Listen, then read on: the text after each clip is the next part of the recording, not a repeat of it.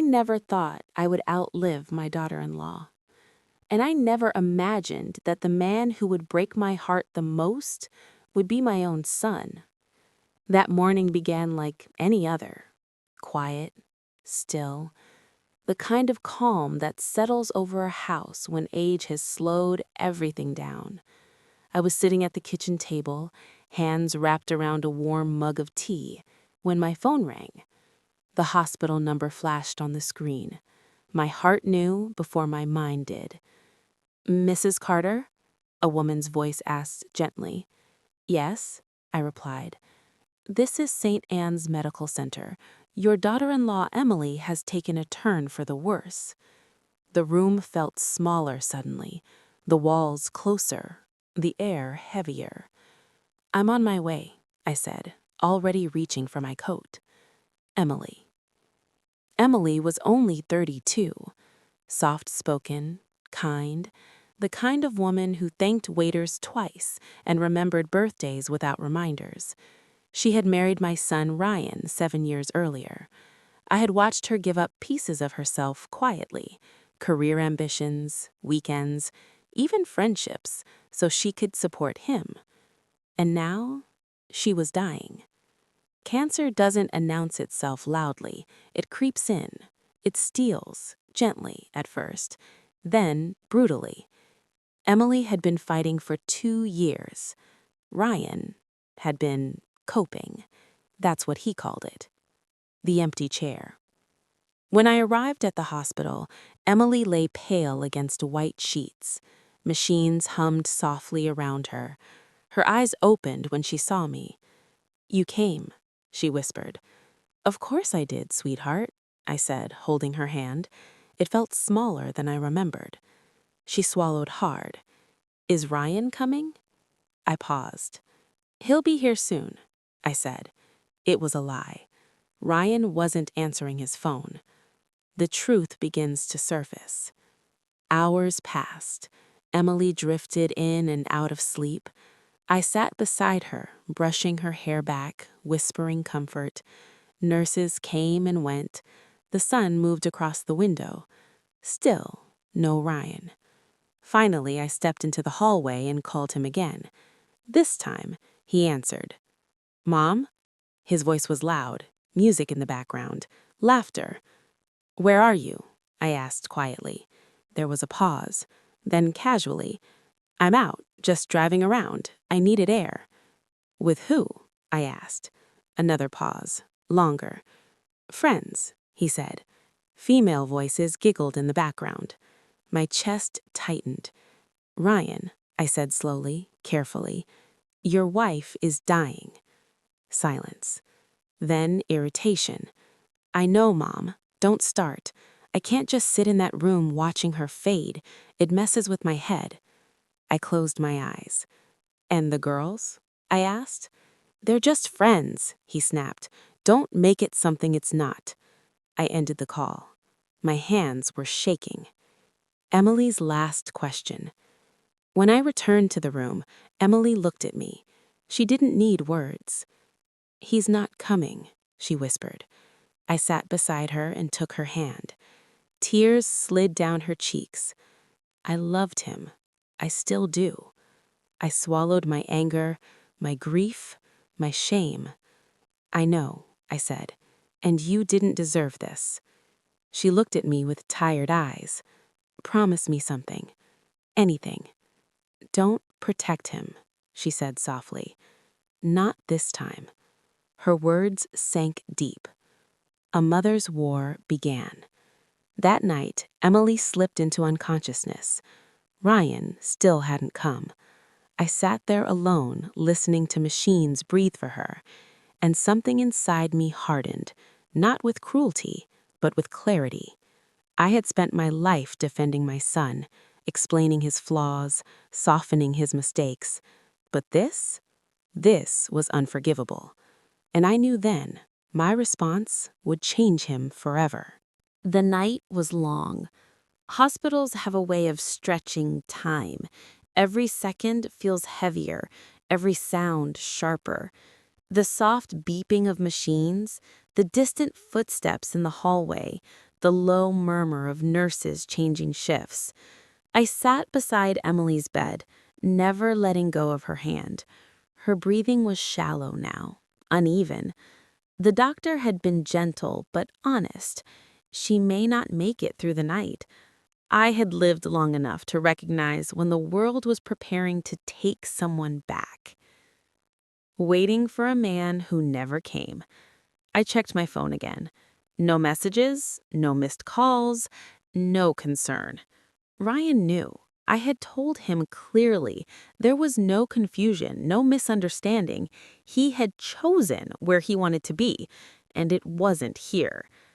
I looked at Emily's face, so thin now, so unlike the vibrant woman who once laughed loudly in my kitchen, sleeves rolled up, helping me bake pies she never quite mastered. She stirred slightly. "Mom?" she whispered. "Yes, sweetheart, I'm here." She swallowed with effort. "I'm scared." I leaned close, resting my forehead against hers. "I know, but you're not alone." She hesitated, then asked the question that broke me. Was I enough? I felt something crack inside my chest. "Oh, Emily," I said, voice trembling. "You were more than enough. You were kind, you were loyal, you gave more than anyone had the right to ask." A tear slipped down her cheek. "I wanted him to love me the way he used to." I said nothing. There were no words left that wouldn't wound her. The call he ignored. Just after midnight, I stepped into the hallway and tried one last time to call Ryan. Straight to voicemail. I left a message, my voice steady, controlled, cold. "Ryan, this is your mother. Your wife is dying. If you don't come now, you will live the rest of your life knowing you chose not to." I hung up, and for the first time in my life, I meant it as a warning, not a plea. Emily's last breath. Emily's breathing slowed. The nurse adjusted something quietly and then nodded at me with a look I will never forget. It was the look that says, "This is it." I leaned close. "You don't have to be afraid. You are loved. You mattered. You will always matter."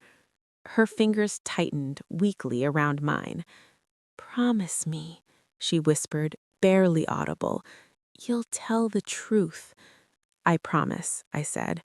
Her eyes met mine one last time. Then she exhaled and didn't inhale again. Silence. The machines kept humming for a moment longer, unaware that the fight had ended. The nurse turned them off. The silence that followed was unbearable. I stayed there long after they covered her with a white sheet. I brushed her hair gently, kissed her forehead, said goodbye to a woman who deserved so much more from life, and from my son. Ryan arrives too late. It was nearly 3 a.m. when Ryan finally walked into the room. He smelled like alcohol. His jacket was wrinkled. His eyes were red-shot, not from tears, but from exhaustion and something else I didn't want to name. He looked at the bed, at the sheet, at me. "Is she?" he asked. I stood slowly. "Yes," I said. "She's gone." He stared, stunned. She didn't wait? Something inside me went cold. "No," I replied quietly. "She waited. You didn't come." His face twisted. I I didn't think it would be this fast."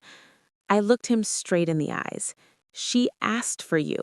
She waited for hours. She died believing you were too busy." He opened his mouth to speak. I raised my hand. "No," I said. "You don't get to explain tonight." A mother's breaking point. He sank into a chair, rubbing his face. "I couldn't handle it, Mom. Watching her fade. It broke me." I nodded slowly. "And now," I said, "you will carry something far heavier." He looked up at me. "What do you mean?" I leaned closer, my voice calm, precise, and devastating. You abandoned a dying woman who loved you, and I will never lie to protect you from that truth."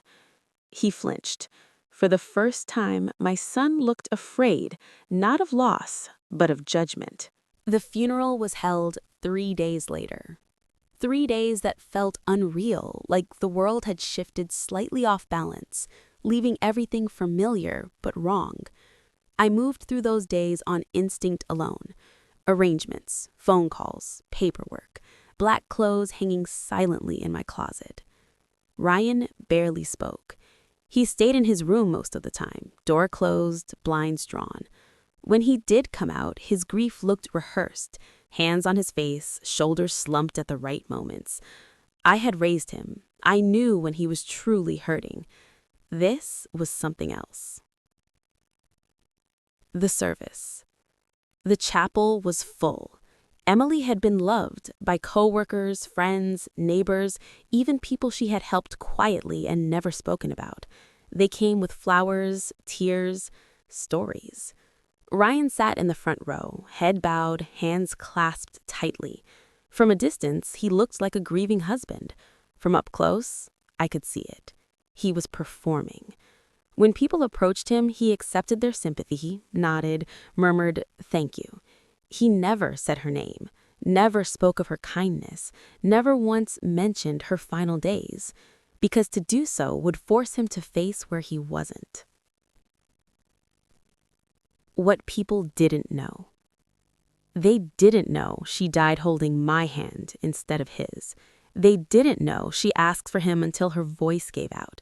They didn't know he chose laughter and attention over sitting beside his dying wife. And I watched as people hugged him and told him how strong he was. Something inside me twisted. The eulogy. When the pastor asked if anyone wanted to say a few words, Ryan stood. My heart sank. He walked to the podium, cleared his throat, and spoke about Emily as if reading from a script, how she was supportive, understanding, always there. Always there. The words felt like salt in an open wound. He ended by saying, "She knew I loved her." I couldn't stay silent anymore. I stood up. The room went quiet. Ryan turned, startled. "Mom," he whispered. I walked slowly to the front, my steps steady, my voice calm when I spoke. I would like to say something too. The truth spoken gently. I didn't shout. I didn't accuse. I didn't shame him publicly. I spoke about Emily, about her kindness, her patience, the way she loved deeply, even when it wasn't returned equally. I spoke about how she waited, how she hoped, how she forgave again and again. Then I said this. Emily spent her final hours wanting to see the man she loved. She believed love meant presence. She believed showing up mattered. Ryan's face went pale. I continued. She didn't complain. She didn't blame. She simply waited. The room was silent. No one breathed. I looked at my son, not with anger, but with the devastating clarity. Let us all remember, I said, that love is not what we say at funerals. Love is where we choose to be when it matters most. I stepped away. After the service. Outside, Ryan cornered me near the parking lot. "You made me look bad," he hissed. "You said that." I looked at him, truly looked at him, and felt a sadness deeper than rage. "I didn't make you look like anything," I said quietly. I simply told the truth. He clenched his jaw. "People are staring at me." "They should," I replied. "You're finally being seen." He scoffed. "You're my mother. You're supposed to protect me." I nodded slowly. "I protected you your entire life, and look where that led you." That hit him harder than any insult. The confrontation at home. That night, Ryan exploded. "You turned everyone against me," he shouted. "You took her side." I remained seated, calm. There are no sides, I said. There is right and there is wrong. He paced like a trapped animal. I was overwhelmed. I needed escape. And Emily needed you. Silence fell between us. Then I stood. This is what will destroy you, Ryan, I said softly. Not my words, not public opinion, but the moment you realize she died believing she wasn't worth your time. His face crumbled. Finally, finally, he cried. Not performative tears, real ones.